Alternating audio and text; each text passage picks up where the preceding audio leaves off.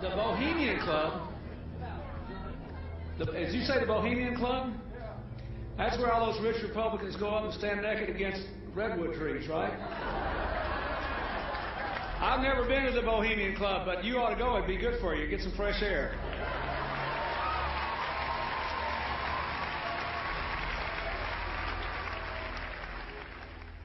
One last question. I read a Washington Times article many years ago where you had a comment about the organization, and then now it's been in the Wall Street Journal, it's been in a lot of different newspapers, and that's the Bohemian Grove. And back in, what was it, 1996, when you joined as a Clinton advisor, the Republicans were criticizing you, oh, what about Bohemian Grove? And then you countered them by saying, hey, I don't run around in the woods naked. What did that mean? Here is the before-mentioned Washington Times article where he said, I didn't run around naked like they do. I don't know what quote you're referring to. I'm not aware of any quote like that. Listen, I am a happy member of the Bohemian Grove. I like the folks who come there, and it's really inappropriate for me to talk about the group beyond that. Thank you. Have you been there for the ceremony with the cremation of care? Frankly, I don't think that's something I need to talk to you about.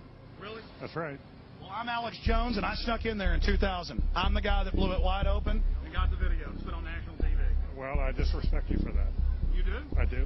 But there's a lot of big public officials going in there. Don't we deserve to know? I don't know anything about you, and I don't know anything about your film. But if you go in there with an understanding, you violated that understanding by releasing that film, and I don't respect you for that. Really? But we have public officials. I'm sorry. You took an understanding when you went in there that you would not do that film. And did you have an understanding when you went in there? No. Did you crash it? Yes. Yeah, and it has no trespassing signs there, too, doesn't it? No, they put them after. Oh, I'm sorry. I'm sorry, sir. I've been there before. I know what the circumstances are, and I'm sorry you violated the understandings. That was not a gentlemanly thing to do. But what about the ritual? Is the ritual gentlemanly?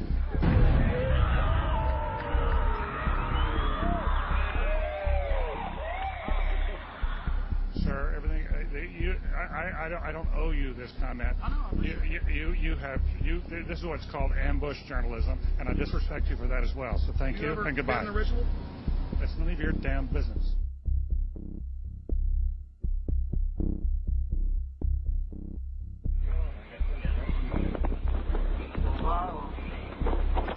Great symbol of all mortal wisdom.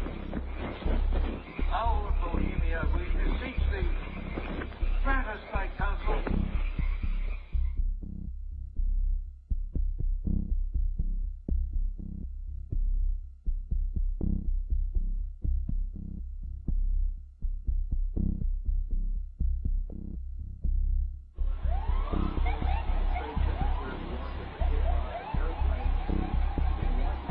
Oh, my God. Oh, my God.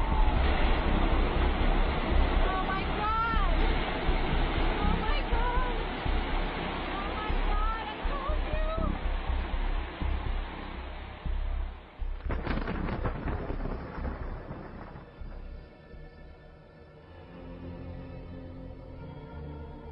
Today our nation saw evil, the very worst of human nature.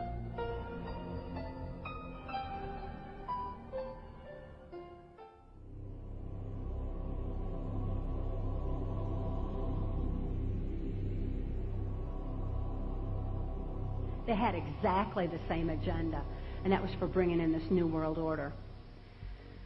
I heard George Bush talking at that time. He was talking to Bill Clinton, and I've since photographically recorded it and wrote it verbatim in our book, that when the American people became disillusioned with Republicans leading them into the New World Order, that Bill Clinton, as a Democrat, was going to be put into the office of president. This was decided in 1984. Actually, I'd heard about it even prior to that. But that, as of 1984, they were already discussing it as an absolute fact. The CIA is carrying out mind control on countless numbers of unwitting American victims. And he even went so far as to say the basic methods that they use in this mind control: hypnosis, drugs, and torture. Three parts policy that they had adopted there. The second one was to find a way of being able to get total control of people's minds. And that would be done by taking hypnotism out of the realm of the occult and introduce it as a new science for the benefit of mankind.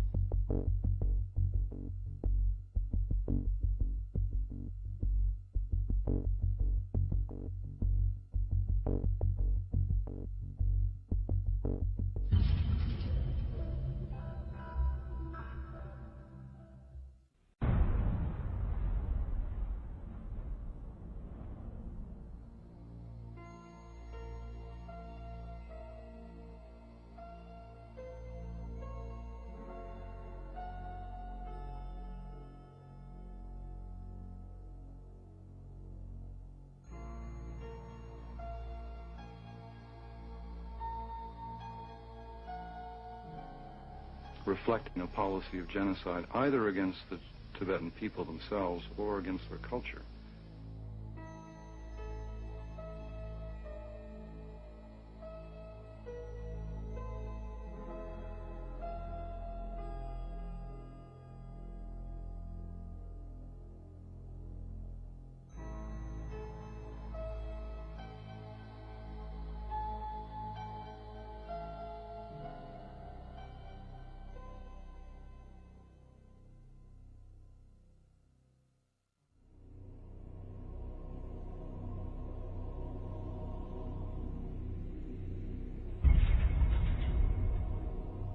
Once I realized I had met an honest, genuine, high-level Freemason who told me there were 13 levels of Freemason above the 33rd degree, and that these people were God. There was no God, they were God.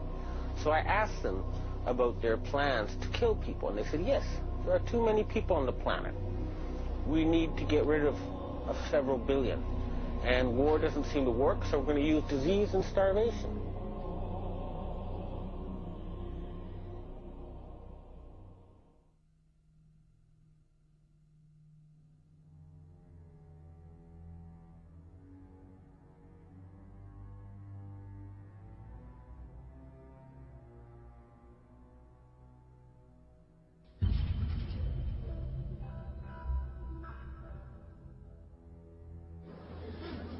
He knew what was happening, and he attempted to warn us when he left office. He told us, quite bluntly and in no uncertain terms, to beware of the military-industrial complex.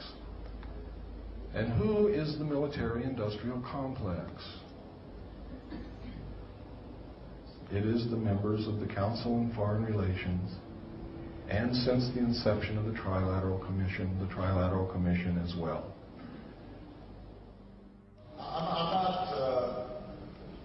The Council on Foreign Relations, I don't know if I'm an official member. I've spoken there before. It basically is just a forum where a bunch of people talk about foreign policy. Was made up of the Executive Committee of the Council on Foreign Relations. Now, it is extremely significant that you understand that the first 6 members from the government, along with President Eisenhower, were also members and longtime members of the Council on Foreign Relations. They believed in that organization. They believed in its goals, which was one world government.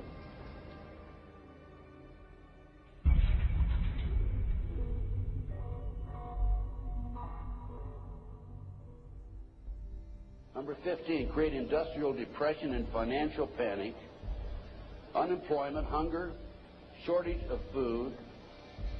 Use this to control the masses or the mobs, and use the mobs to wipe out all those who dare to stand in the way. Well, I'll tell you right now, every expert I've talked to is talking about food shortage.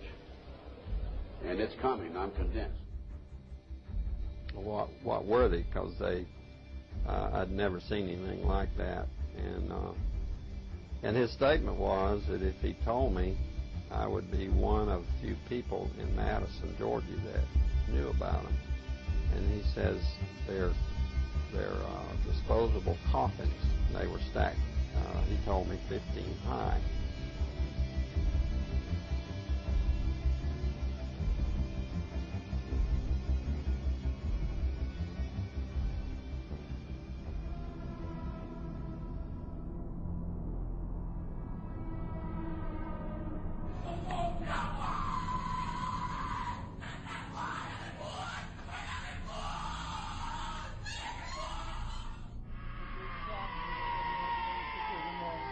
Scusa Maria, è di Cristo, è di Cristo, è di Cristo. Ecco, ecco.